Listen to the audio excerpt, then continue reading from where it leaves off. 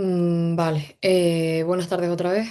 En la anterior clase estuvimos dando la primera parte del tema uno.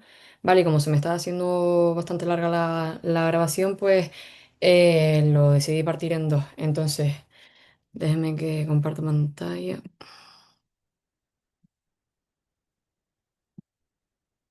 Vale.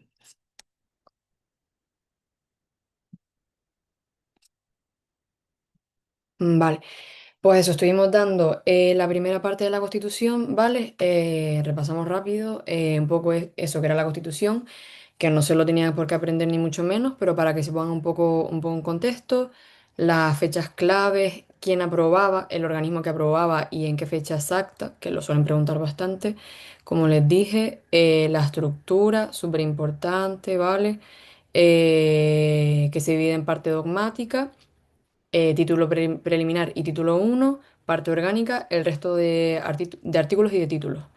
Vale, la reforma, después ya estuvimos viendo la estructura en detalle, bastante énfasis en el título uno, que se suele meter un montón con la rúbrica, la diferencia entre los títulos los capítulos, las dos secciones que tiene el capítulo 2, ¿vale? Y también de qué artículo va cada uno, ¿vale? Em, vale. El preámbulo, lo del título preliminar, vale. Y nos quedamos en el artículo 38. Vale, acabando el capítulo 2, pues empezamos por el capítulo 3, que trata de los principios rectores de la política social y económica. Es verdad que este capítulo, los artículos que están en él, no tienen a lo mejor tanta importancia, ¿vale? No me los aprendería para nada de pe a pa, ni mucho menos. Sí saber de qué va cada uno, ¿ves? Pues como por ejemplo pone ahí el artículo 39, pues trata un poco de la familia, el 41 de la seguridad social, pero no le daría mucho detalle. Vale, bueno, aún así vamos a leerlos cada uno para que un poco se queden con ellos y a ver a lo mejor si alguien tiene alguna palabra clave y demás. Vale, entonces eso. El capítulo 3 empieza por el artículo 39 y acaba en el 52. Vale, después ya estaría el capítulo 4 y el capítulo 5 luego del título, que son bastante importantes y en realidad es donde vamos a prestar mayoría del tiempo en la clase de hoy porque son artículos súper importantes. Vale, pues eso, el artículo 39. El punto uno, los poderes públicos aseguran la protección social, económica y jurídica de la familia, ¿vale? El punto 2 vuelve otra vez a nombrar poderes públicos, ¿vale? La protección integral de los hijos, igual gestos ante la ley con independencia de su filiación, ¿vale? Y de las madres, cualquiera que sea su estado civil, ¿vale? Después el punto 3 es bastante importante. Los padres deben prestar asistencia de todo orden a los hijos habidos dentro o fuera del matrimonio durante su minoría y en los demás casos en los que legalmente proceda, ¿vale? No es solo 18 años te mando a tomar por culo. No, dependiendo de los casos, pues hay veces que tienen que seguir teniendo ese tipo de tutela los menores. Bueno, los menores y los hijos, perdón. Vale. Vale. El artículo 40. Los poderes públicos promoverán las condiciones favorables para el progreso social y económico y para una distribución de la renta regional y personal más equitativa. Vale, va un poco sobre el desarrollo social y económico de cada uno. Vale. Los poderes públicos fomentarán una política que garantice la formación y readaptación profesional, velarán por la seguridad e higiene en el trabajo. Vale, esto lo he llegado a ver, es verdad que no lo puse en lila, pero sí lo he llegado a ver a lo mejor una vez por ahí perdida. Tampoco le den ahí máxima importancia, pero los poderes públicos velan por la seguridad e higiene en el trabajo. Vale, también les iba a decir, el capítulo 3, prácticamente todos los artículos, vale, ahora si no vemos los demás. A ver, sí, prácticamente todos los artículos fomentan, garantizan, protegen, organizan, tutelan poderes públicos. La palabra clave es poderes públicos en este tipo de artículos. El único que solo interviene otro tipo de organismo, llamándolo así de otra manera, es el Estado en el artículo 42, que va sobre los derechos económicos y sociales de los españoles fuera de España, en el extranjero. Ese es el único artículo que van a ver que no aparece poderes públicos, sino Estado, ¿vale? Para que lo tengan un poco en cuenta, que a lo mejor es una clave así importante para los tipos test, por si les aparece que, yo qué sé, quienes fomentan la salud en la Constitución. Te quedas a lo mejor un poco en 33 pero dices, coño, en ese capítulo la mayoría de todos eran los poderes públicos así en general. Pues pones poderes públicos. ¿Vale? Vale, el artículo 41 seguridad social. Los poderes públicos mantendrán un régimen público de seguridad social para todos los ciudadanos. Fácil, el artículo 41 va de la seguridad social. ¿Vale? El artículo 42 ya lo estábamos diciendo. El Estado, que es el único diferente, velará especialmente por la salvaguardia de los derechos económicos y sociales de los trabajadores españoles en el extranjero. El artículo 43, que reconoce la protección de la salud, le compete a los poderes públicos organizar y tutelar la salud pública, ¿vale? La educación sanitaria, la educación física y el deporte, ¿vale? Me parece ahí destacable el deporte por la cara ahí, pero bueno. Acuérdense, si a lo mejor le llega a decir el deporte, pues está en el artículo 43. Vale. La cultura. En el punto 2 se destaca el interés general, por si a lo mejor interés particular o les aparece otro tipo de interés, pues no, es general. Los poderes públicos promoverán la ciencia y la investigación científica y técnica en beneficio del interés general para todos.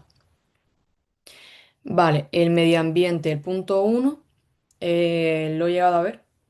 Todos tienen el derecho a disfrutar de un medio ambiente adecuado para el desarrollo de la persona, así como el deber de conservarlo. Otra vez con derecho de, deber, de lo otro. Vale, derecho de disfrutarlo, deber de conservarlo. ¿Vale? Vale, el 46 del patrimonio, lo mismo. Artículo 47 la vivienda. Lo he llegado a ver también que lo nombran un poco. Todos los españoles, no extranjeros, todos los españoles, solo esos españoles, tienen derecho a disfrutar de una vivienda digna y adecuada. Coletilla ahí también que se deberían de aprender un poco juntas las palabras, digna y adecuada, por si a lo mejor le cambian una palabra, ¿vale? En vez de digna, pues no sé, cualquier otra, ¿vale? Pero digna y adecuada. Vale. La juventud, a ver, desarrollo político, social, económico y cultural. Vale, las cuatro últimas palabras, sí las he llegado a ver, ¿vale? Los poderes públicos promueven el desarrollo político, social, económico y cultural de los jóvenes. ¿Vale? Político, social, económico y cultural. Son cuatro. Vale. Vale, el artículo 49, que si se acuerdan fue el que dijimos que modificaron, fue la última modificación de la Constitución en el 2024, que cambiaron, antes aparecía disminuidos, pues ahora aparece personas con discapacidad, un poco para fomentar ahí la inclusión y tal. Las personas con discapacidad ejercen los derechos previstos en este título en condiciones de libertad e igualdad reales y efectivas. Reales y efectivas. ¿Vale? Otra vez, poderes públicos impulsan las políticas que garanticen la plena autonomía personal y la inclusión social de este tipo de personas. Vale, nombran especialmente a las mujeres y a los menores con discapacidad. Vale. Tercera edad. Aquí no sé si se metía en el tema de las pensiones. A ver, los poderes públicos garantizarán, sí, mediante pensiones adecuadas y periódicamente actualizadas. ¿Dónde se regulan las pensiones de los mayores? En el artículo 50. Yo creo que con eso van bien. Vale, artículo 51. No le vi así mucha chicha, la verdad. Ni al 52. Pero bueno, que se queden un poco con que fomentan, garantizan la defensa de los consumidores y usuarios, protegiendo los procedimientos eficaces, la seguridad, la salud de los intereses económicos. Vale. Organizaciones profesionales, lo mismo, para la defensa de los intereses económicos. Pues los poderes públicos fomentan todo esto, para que todos estemos ahí bien contentos y eso. Vale, creo que esto ya está. Vale, sí. Pues esto en realidad es el título, perdón, el capítulo 3. Vale. No, lo dicho, no le pondría tampoco mucho énfasis, pero bueno, que sí sepan de qué trata cada artículo por lo menos y alguna así coletilla que hay por ahí suelto. Vale, pasamos al capítulo cuarto, ¿vale? Que es bastante importante. La rúbrica es de las garantías de las libertades y derechos fundamentales. ¿Qué quiere decir esto? Trata un poco de la manera en la que se defienden y se tutelan todos los derechos que acabamos de ver en toda esta presentación. Vale, entonces, dependiendo de qué artículo sea y cómo se dé, pues se protege de una manera u otra. Vale, entonces es un poco lioso, la verdad, este artículo, la literatura que han puesto ahí es para crujirte la cabeza más no poder, para intentar entenderlo, entonces vamos a leerlo entero poco a poco y después ya si quieren pasamos al cuadro que les hice para que se queden un poco con las cosas claves por si les acaban preguntando algo de esto. Vale, entonces, el artículo 53, la mayoría de veces se suele meter un poco porque aparece el recurso de amparo, pero no solo habla de eso, ¿vale? Que lo ven ahí en rojo, pero realmente no solo habla del recurso de amparo, sino de otras maneras de tutelar los derechos que tenemos. Pero bueno, también es verdad que a lo mejor eso es lo más principal, por así decirlo. Vale, a ver qué tenía aquí. Vale, bueno, vamos a leerlo. El 53.1. Vale, los derechos y libertades reconocidos en el capítulo segundo del presente título vinculan a todos los poderes públicos. También es verdad que para este artículo es bastante importante tener claro lo que les comenté en el tema de la estructura en detalle. El título uno de qué artículo va, después iría el capítulo primero del título uno, después el capítulo 2 con su sección primera y su sección segunda, que va de un artículo a otro. Entonces, para este artículo conviene que tengan eso un poco claro porque es un mapa mental ahí más chungo que vamos. Pero bueno, eso. Los derechos y libertades reconocidos en el capítulo segundo del presente título, eso, vinculan a todos los poderes públicos. Solo por ley, que en todo caso deberá respetar su contenido esencial, podrá regularse en el ejercicio de tales derechos y libertades que se tutelarán de acuerdo con lo previsto en el artículo 161 1A. ¿Qué dice el artículo 161? Que básicamente el Tribunal Constitucional será el competente a través de un recurso de inconstitucionalidad. Quédense solo con eso, ¿vale? Tribunal Constitucional con recurso de inconstitucionalidad, para que no se hagan el lío, ¿vale? Eso es lo que dice el artículo 161. Vale, el punto 2. Cualquier ciudadano, ¿vale? Quédense también con eso, cualquier ciudadano podrá recabar la tutela de las libertades y derechos reconocidos en el artículo 14 y la sección primera del capítulo segundo. Aquí ya hila un poquito más. En el primero solo nos aparecía el capítulo segundo, rollo a nivel general. En el segundo ya es un poquito más en detalle porque va solo a la sección primera y el artículo 14. Vale, estos derechos ante los tribunales ordinarios por un procedimiento basado en los principios de preferencia y sumariedad. Esto significa que le dan máxima prioridad a cuando estos derechos están siendo vulnerados, ¿vale? Se saltan todos los procesos que haya, lo que sea, la cola, pues se la saltan y le dan un montón de preferencia. Es lo que significa estos principios, ¿vale? Que también me los aprendería porque a lo mejor le pueden hacer la 1314 y decirle otro tipo de palabras, pero es preferencia y sumariedad, ¿vale? Y en su caso, a través del recurso de amparo ante el Tribunal Constitucional. Aquí en el punto 2 en realidad nos están diciendo dos formas, ¿vale? Para que se queden dos formas de defender este tipo de derechos. En el punto uno dice una, en el punto 2 dice dos y en el punto 3 dice otra, ¿vale? El reconocimiento, el respeto y la protección de los principios reconocidos en el capítulo tercero, ¿vale? Informarán la legislación positiva, la práctica judicial y la actuación de los poderes públicos. Solo podrán ser alegados ante la jurisdicción ordinaria, ¿vale? Jurisdicción ordinaria, que no es lo mismo que tribunales ordinarios con respecto en relación a los tipos T, que les sale diferente, de acuerdo con lo que dispongan las leyes que lo desarrollen. Vale, vamos a primero a pasar al cuadro y después si quieren ya nos metemos con el tema de las preguntas para que así las entiendan un poco mejor. Entonces, estábamos diciendo el resumen de todo ese artículo son que hay yo lo interpreto así y es como me fue mejor. Hay cuatro maneras, por así decirlo, de defender los derechos que se vulneran, ¿vale? El primero, que es que se habla en el 53.1, es el recurso de inconstitucionalidad. Vale, que sea se pone ese recurso ante el Tribunal Constitucional, ¿vale? Y en relación a los artículos 14 al 38, que es básicamente el capítulo 2 entero, que lo ponía aquí, capítulo segundo del presente título. Vale, lo que en la coletilla es que el recurso de inconstitucionalidad está más relacionado con las leyes. Ya veremos que el recurso de amparo está un poco más ligado a cuando un acto vulnera los derechos, pues el recurso de inconstitucionalidad está más al tema de las leyes o reglamentos o lo que sea que vulneren en el escrito o la manera en la que redactan los derechos, ¿vale? Entonces, ese sería el primero. Después, en el 53.2 dijimos que se sacaban dos tipos de recursos. Está recurso normal, no especifica cómo se llama este recurso, entonces ahí puse recurso, ¿vale? A través de un tribunal ordinario con lo que dijimos, principios de preferencia y sumariedad, ¿vale?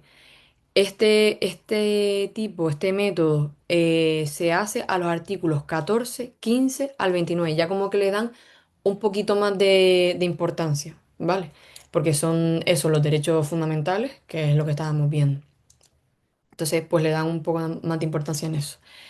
Después ya está el recurso de amparo, que es prácticamente los mismos artículos, si se fijan es 14 del 15 al 29, pero se le añade el 30.2 que es el tema de la objeción de conciencia. ¿Vale? Y como dije, está en relación más a hechos o actos que vulneren directamente el derecho de una persona. ¿Dónde se hace este recurso? ¿Dónde se lleva? Perdón, al Tribunal Constitucional. ¿Vale?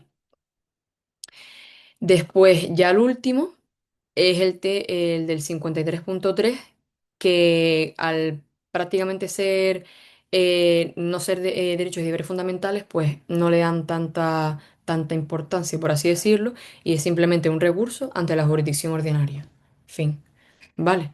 Exclusivamente ante la jurisdicción ordinaria. A lo mejor les puede parecer que los derechos del capítulo 3 se pueden alegar ante un recurso en el Tribunal Constitucional y la jurisdicción ordinaria. No, es solo la jurisdicción ordinaria, ¿vale? Por eso puse ahí exclusivamente. Vale.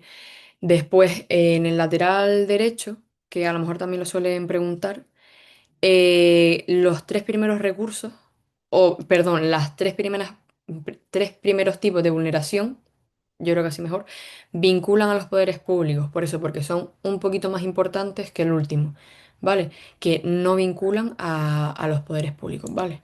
Es un poco lío, pero yo creo que intentando asociar qué tipo de recurso, a quién se lo presenta y qué artículos son los que se vulnera, yo creo que ahí más o menos pueden escapar un poco pensando en una pregunta. Entonces, vamos a ver las preguntas que a lo mejor les pueda aparecer. Vale. La mayoría de preguntas que le puse aquí, que pueden salir en este tipo de artículos, o sea, relacionadas con este artículo, son introducidas con un artículo en concreto, ¿vale? Que te pregunten por artículo pues no sé, 25, o que te introduzcan el derecho que se está vulnerando, ¿vale? Para preguntar eso por su tipo de tutela o forma de garantía. Ejemplo, ¿cuál de estos derechos es protegido ante el Tribunal Constitucional mediante un recurso de amparo? ¿Vale? Por eso es súper importante saber qué artículos, qué derechos protege el recurso de amparo que estábamos diciendo, que son los artículos 14 los artículos del 15 al 29, que estaríamos ante la primera sección del capítulo segundo, y el 30.2 suelto, ahí, ¿vale? Pues A, artículo 38, B, derecho a una vivienda digna y adecuada, C, artículo 16, derecho a libertad ideológica, religiosa y de culto. Les he puesto como un poco ahí la mezcla para que vean que se puede decir tanto por el artículo 38, que no es la A, ¿vale? Como por decirte el derecho que se está vulnerando o el artículo en concreto con el número. En este caso, el derecho a la vivienda, estábamos hablando que era el artículo 47, entonces no entra, dentro del rango de los artículos. Estaríamos hablando que es la C. ¿Vale? El artículo 16, que habla del derecho a la libertad ideológica, religiosa y de culto. ¿Vale? Otra pregunta. El derecho a la objeción de conciencia, el artículo 30, en específico el artículo 32, 30.2, puede ser tutelado en los tribunales ordinarios. A, sí, al estar dentro del capítulo 2 del título 1. B, no, ese derecho solo puede protegerse a través de un recurso de amparo en los tribunales constitucionales. C, sí, otra vez. Bueno, o sea, ahí por la gar.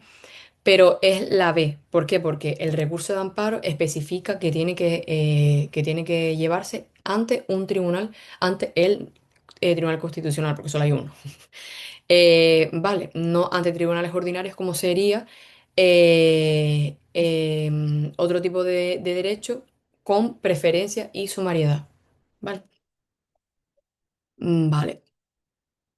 Vale, no, olvídense de lo último que dije. Olvídense de lo último que dije.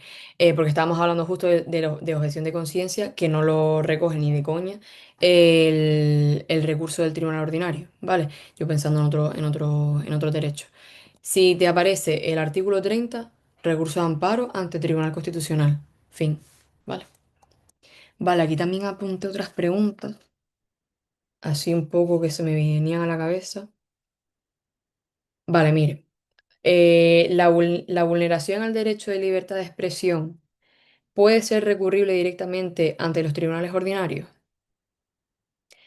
Pues ahí diríamos que sí, ¿vale? Tribunal ordinario y con preferencia y sumariedad porque estaría dentro del rango de los artículos, ¿vale? El artículo de la libertad de expresión es el artículo 20. Entonces entraría él dentro de eso, ¿vale? Que no quita que porque es un otro derecho que se puede, o sea, no quita que se pueda también recurrir ante un recurso de amparo en el Tribunal Constitucional, ¿vale? Hay dos maneras prácticamente. Entonces, la única diferencia entre una y otra es lo del el 30.2, lo de la objeción de conciencia. Vale. Ah, bueno, puse después la pregunta. ¿Y ante un recurso de alzada? También. Vale. Ante un recurso de alzada, no, estoy ya que no puedo. Ante un recurso de amparo, también. Vale. Otra de las preguntas.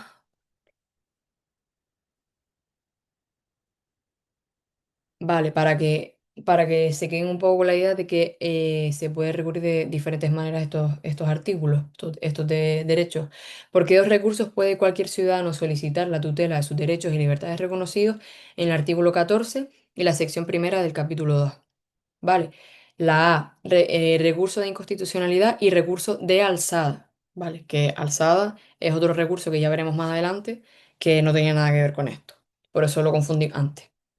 B, recurso sin preferencia, ¿vale? Por jurisdicción ordinaria y recurso de amparo. Ahí estaríamos hablando que no, porque son otros, que sería la C, recurso ante los tribunales ordinarios con preferencia y sumariedad y recurso de amparo, ¿vale? Son dos maneras.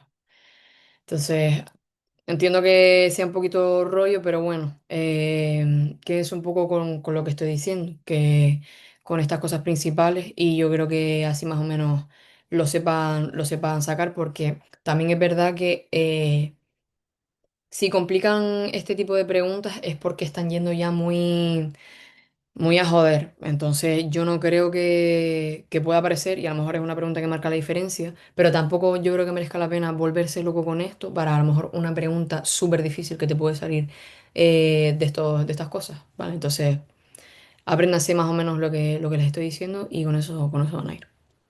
Vale. Otro artículo, dentro del capítulo cuarto, el artículo 54 que habla del defensor del pueblo, que es una institución, una figura que protege y tutela los derechos que estamos diciendo. ¿Vale?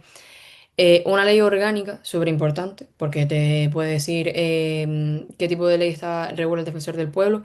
Ley orgánica, ¿vale? Ni ley ordinaria, ni ley de base, nada, ley orgánica. Regulará la institución del defensor del pueblo como alto comisionado de las Cortes Generales, no del Congreso, no del Senado, Cortes Generales, ¿vale? Ambas cámaras. Designado por estas para la defensa de los derechos comprendidos en este título, a cuyo efecto podrá supervisar la actividad de la Administración, dando cuenta a las Cortes Generales, ¿vale?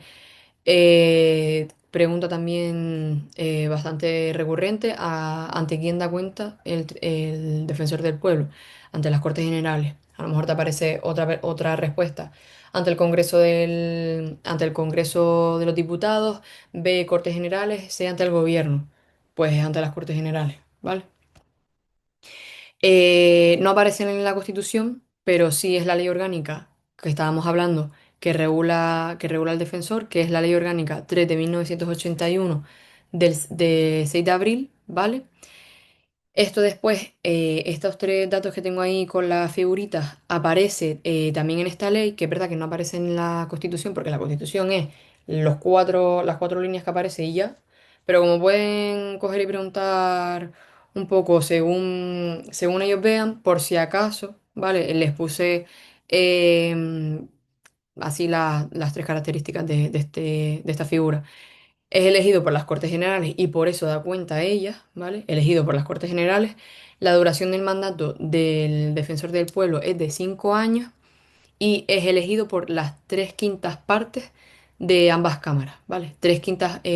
Por tres quintos de mayoría, es más o menos lo mismo, de ambas cámaras, pudiendo ser reelegido. Saca el mandato, puede volver a presentarse y puede volver a salir, ¿vale? Em, Más adelante veremos quién está capacitado para interponer los recursos que estuvimos viendo, pero creo que es en el tema 6 o el tema que tratamos del Poder Judicial, ¿vale? Pero bueno, para que lo tengan un poco por adelantado, el defensor del pueblo está legitimado para interponer recursos de inconstitucionalidad y recursos de amparo. Es la única figura que puede poner ambos recursos, ¿vale? De esto, finiquitado, yo creo. Yo creo que se meten un poco con esto y no creo que se metan con nada más. Vale. Vale, y ahora hemos visto la manera en la que se defienden los derechos y ahora vamos a ver la manera o cuándo se pueden suspender. Vale, que es el título 5 que es solo un artículo y es el último del título, que es el artículo 55. Entonces, el título quinto de la suspensión de los derechos y libertades. Vale, vamos a lo mismo, lo leo, ¿vale? Para que le echen ahí una ojeada entera al artículo y después ya intentamos explicar un poco para que lo entiendan mejor. Vale, los derechos reconocidos en los artículos 17, 18, apartado 2 y 3, 19, 20, apartado 1A, 1D y 20 apartado 5, ¿vale? Artículos 21, 28, apartado 2 y artículo 37, apartado 2 podrán ser suspendidos cuando se acuerde la declaración del estado de excepción o de sitio en los términos previstos en la Constitución. Se exceptúa de lo establecido anteriormente el apartado 3 del artículo 17 para el supuesto de declaración de estado de excepción. Vale.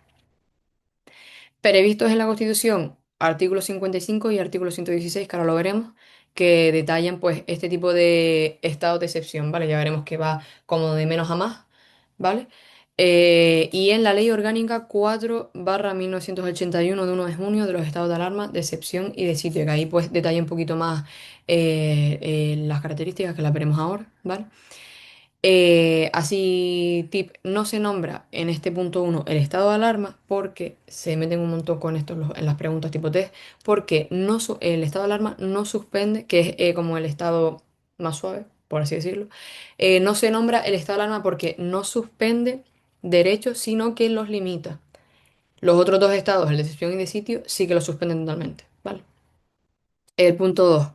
Una ley orgánica podrá determinar la forma y los casos en los que de forma individual y con la necesaria intervención judicial y el adecuado control parlamentario, los derechos reconocidos en los artículos 17, apartado 2, 18, apartado 2 y 3 pueden ser suspendidos para personas determinadas en relación con las investigaciones correspondientes a la actuación de bandas armadas o elementos terroristas.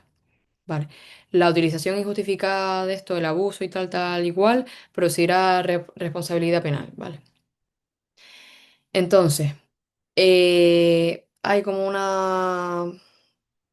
hay un montón de artículos, por lo que ven ahí. Importante saberse cuáles son porque al igual que con la defensa de los derechos, hay veces que se pueden meter no con el número, sino con el nombre del derecho en sí, ¿vale? En la pregunta, ¿vale? Entonces, son prácticamente los mismos, lo que el de excepción exceptúa como tal, excepción, exceptúa el 17.3, que el 17.3 es el que habla de los derechos del detenido, ¿vale? El tema de informar por qué ha sido detenido, el derecho a no declarar contra sí mismo, lo del abogado, ¿vale? Eso es lo que va el 17.3 en específico. Entonces, de excepción exceptúa el 17.3. Entonces, por ende, es igual a que sí que trata el 17.1 y el punto 2 y el punto 4, ¿vale? Pero son prácticamente los mismos artículos. Entonces, en el artículo 116 lo desarrolla más aún, ¿vale? Lo que estaba diciendo, cuándo pueden, quién y tal. Así que vamos a leerlo. Una ley orgánica regula este tipo de estados, ¿vale? Las competencias y sus limitaciones correspondientes. El estado de alarma, que es el primero. Será declarado por el gobierno mediante decreto, por el gobierno y mediante decreto acordado en Consejo de Ministros por un plazo de 15 días, ¿vale? Dando cuenta al Congreso de los Diputados. Aquí es Congreso, no es Cortes Generales, al contrario del Defensor del Pueblo. Es Congreso y no Cortes Generales, que les pueda aparecer dando cuenta a las Cortes, ¿vale? Para que sepan que no es así. Reunido inmediatamente al efecto y sin cuya autorización no podrá ser prorrogado. ¿Vale?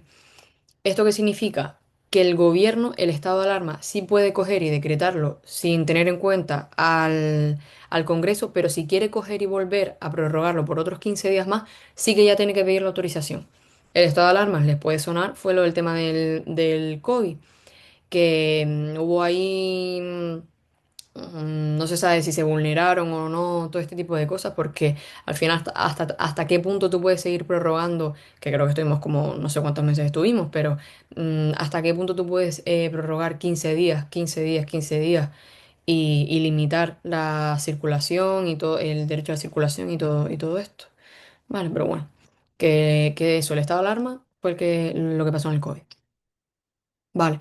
El estado de excepción ya sube un poquito el nivel y será declarado por el gobierno igual mediante decreto acordado en Consejo de Ministros, pero ahora para declararlo, antes el estado de alarma lo podía declarar directamente, pero ahora para declarar el estado de excepción sí que necesita autorización del Congreso. ¿Vale? La autorización y proclamación del estado de excepción deberá determinar expresamente los efectos, el ámbito territorial y su duración, a diferencia del estado de alarma que solo era ámbito territorial y los efectos. Aquí se añade la duración, ¿vale? Que no podrá exceder de 30 días prorrogables por otro plazo igual. Estado de alarma son 15, estado de excepción son 30, ¿vale? Y ya vamos al último, el estado de sitio será declarado por la mayoría absoluta del Congreso de los Diputados. Aquí ya cambia, ¿vale? Es el único de los tres que no declara el gobierno, sino que directamente lo declara el Congreso de los Diputados, porque se lo ha propuesto el gobierno, ¿vale? El Congreso determinará su ámbito territorial, se vuelve a repetir duración y ámbito territorial, pero ahora cambia los efectos por las condiciones, ¿vale? El punto 5 no podrá procederse a la disolución del Congreso cuando estén este tipo de estados declarados, ¿vale? Quedando automáticamente convocadas las cámaras cuando se declaren, ¿vale? Y si no están en periodo de sesiones. Así como el de los demás poderes condicionales están, no para interrumpirse. Vale. Disuelto el Congreso o expirado su mandato, si se produjera alguna de estas situaciones, va a entrar la Diputación Permanente, ¿vale? A hacer las competencias del Congreso. Por si no estuviera, pues justo en el mandato, que sería mucha casualidad, pero por si acaso, por si pasara, imagínate que la han puesto aquí por si acaso, la Diputación Permanente es quien haría todas estas funciones, ¿vale? Vale. Y por último, el 6 la declaración de los estados de alarma, de excepción y de sitio no modificarán el principio de responsabilidad del gobierno, es decir, el gobierno es responsable de todo este tipo de estados, ¿vale? Y de sus agentes reconocidos en la Constitución y las leyes. Aquí está el cuadro resumen de todo esto. Lo que estábamos diciendo, hay dos tipos de suspensión de derechos. Está de manera colectiva Y de manera individual. De manera individual es cuando se dan eso, los casos de un reo por investigación armada o tema de terrorista, que ahí es cuando se permite que se le quiten los 17, el artículo 17.2, el 18.2 y el 18.3. ¿Cuáles son estos? El 17.2 es el que habla del, no sé si se acuerdan, del tiempo que dura la detención, que es el mínimo, el estrictamente necesario o el mínimo indispensable, también lo pueden llegar a ver, y máximo 72 horas. Pues para este tipo de gente, las 72 horas se lo pasan por el forro, básicamente, y están hasta que ellos determinen. Vale, es cuando pueden, cuando se puede vulnerar. El 18.2 y el 18.3, que el 18.2 es lo del tema del domicilio, ¿vale? Que se puede entrar con este tipo de gente directamente, no haya autorización, no haya flagrante delito ¿y cuál era la otra?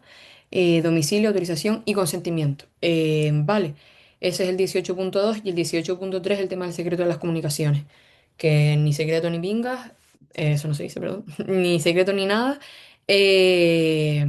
para este tipo de gente, ¿vale? Eso a nivel individual estamos tratando a una persona. A nivel colectivo, que es lo que pasó en el COVID, a un país, a una provincia en concreto, un municipio en concreto, ¿vale? Están los de alarma, excepción y sitio. Esos tres. ¿Vale? Lo que dijimos. ¿Quién declara el estado de alarma? El gobierno. Lo declara directamente sin hacer falta ningún tipo de autorización. ¿Vale? Ya ahora, si quiere coger y prorrogarlo para otros 15 días, ya sí tiene que coger y pedir autorización. ¿Vale? Lo declara, pero no quita que lo informe, que es lo que he puesto ahí en lila. ¿Vale? Lo declara, pero informe inmediatamente al Congreso. ¿Cómo lo declara? Mediante decreto, Consejo de Ministros. ¿Vale? Las condiciones de este decreto incluye el ámbito territorial y los efectos, ¿vale? Y lo que dijimos, no suspende, sino limita. No es como el estado de excepción y el estado de sitio, que sí suspende directamente los derechos. ¿Vale? El estado de excepción, lo mismo lo declara el gobierno, pero con previa autorización del Congreso, y lo mismo para prorrogarlo. 30 días, 30 días. Lo mismo, mediante decreto Consejo de Ministros. Este decreto que incluye ámbito territorial otra vez, efectos otra vez y añaden la duración. ¿Vale? ¿Qué artículos se vulnera? Yo un poco me lo aprendí porque lo llegué a ver en un vídeo una vez de una página de oposiciones. Me los aprendí de esta manera. El 17, el 19 y el 21 son los derechos enteros, todos sus puntos y epígrafes, 17, 19 y 21. Después ya salta al 18, que es el 18.2. Ahí está un poco raro porque, no sé, para pasarlo a PowerPoint me da que se cambió, pero estaba un poco por línea, ¿vale? Para que se lo imagine. 17, 19, 21. Bajamos 18.2, 18.3. Bajamos 21, 20.1 A y D, 20.5. Bajamos 28.2 y 37.2. Es un coñazo, pero preguntan bastante si quieren ir a joder. Vale, sobre al hilo. Entonces yo me la aprendería. Y te vale prácticamente para el estado de excepción porque es lo mismo, pero le quitas el 17.3 que es lo que estuvimos hablando antes. Vale. Entonces, esos son los derechos. En el de sitio, declara el Congreso y no el gobierno por mayoría absoluta, pero lo propone exclusivamente el gobierno. ¿Vale? No determina la duración, ¿vale? Por si se lo preguntan, no determina la duración. Los únicos que determinan la duración es el de alarma y excepción. Y las condiciones, se vuelve a repetir ámbito territorial. En relación al anterior se repite duración, pero en vez de efectos pone condiciones. Y ya estaría. Estaría el título 1 de la Constitución, que no es poco, la verdad. Yo un poco eso, importancia de este tema, los derechos fundamentales, todo lo que es el título uno entero, o por lo menos el capítulo uno el capítulo 2 súper importantes, me lo aprendería bastante bien. Ya a lo mejor el capítulo 3 lo que les dije, saber un poco de qué va cada uno, y el capítulo 4 y 5 súper importantes también, ¿vale? que sepan eso, cómo se defienden los derechos, con qué recursos y ante qué órgano. Y lo mismo cuando se suspenden. ¿Quién lo hace? ¿Qué tipo de suspensión es? ¿Vale? Yo creo que un poco con el cuadro este, que también les invito a que yo al final hago este cuadro, pero si ustedes cogen, están estudiando y consideran que haciendo otro cuadro lo aprenden mucho mejor y se les queda mejor a la cabeza, háganlo, porque al final lo que importa es cómo cada uno se le quede las cosas. Y listo, sí. Vale, me salgo de aquí y ya estaría entonces. Lo dicho, si tienen alguna duda, me hablan por WhatsApp y ya para la siguiente sería el tema 2. Vale, bueno, hasta luego.